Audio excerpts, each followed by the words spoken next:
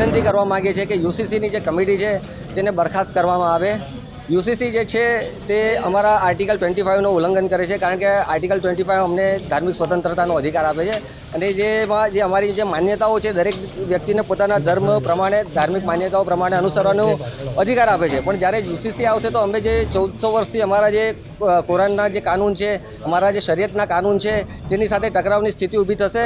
એટલે અમે એવું માનીએ છીએ કે જે યુસીસી જે લાગુ કરવાનો ગુજરાત સરકારનો પ્રયાસ છે એ વખોડવાઈએ છીએ અમે એને। અને યુસીસીની જે કમિટી છે એ એક માનસિકતાની સાથે અહીંયા કમિટીની રચના થઈ છે અને એ લોકો એક પૂર્વગ્રહની સાથે આ કામ કરી રહ્યા છે, કારણ કે અમે જે વિરોધ કરીશું તે વિરોધને પણ તેઓ ધ્યાનમાં લેવાના નથી એવું અમને લાગી રહ્યું છે અને એકતરફી નિર્ણય થશે। એટલે જો એકતરફી નિર્ણય થવાનો જ હોય તો પછી આવી કમિટીનો કોઈ અર્થ રહેતો નથી। એ તો અમે ઈચ્છીએ છીએ કે જે કમિટી છે તેને બરખાસ્ત કરવામાં આવે। આગેવાનો દ્વારા યુસીસીના વિરોધની અંદર આજે એક રેલી કાઢીને કલેક્ટર સાહેબશ્રીને આવેદનપત્ર આપવા માટે નીકળ્યા છે। યુસીસી યુનિફોર્મ સિવિલ કોડ મુસ્લિમોને ખરેખર તેની કોઈ જરૂર નથી। મુસ્લિમોને જરૂર છે રોજગારીની, શિક્ષણની અને મુસ્લિમોને સરકારી નોકરીની જરૂર છે।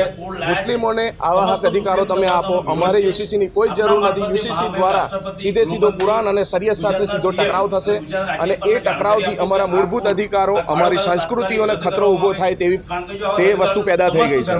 જે ગુજરાત સરકાર દ્વારા રંજન દેસાઈ જે રિટાયર્ડ જજ છે તેમની કમિટી બનાવવામાં આવી છે, એ કમિટી બરખાસ્ત થાય એવી અમારી માંગ છે। જે ઉત્તરાખંડની અંદર એક ધાર્યું શાસન લગાવીને યુસીસી લાગુ કરવામાં આવ્યું છે, મુસ્લિમોને સાંભળવામાં નથી આવ્યા, તો અમને ડર એ છે ગુજરાતની અંદર પણ આ જ વસ્તુ બનવાની છે અને આ વસ્તુથી મુસ્લિમોના અસ્તિત્વને ખતરો પહોંચવાનો છે।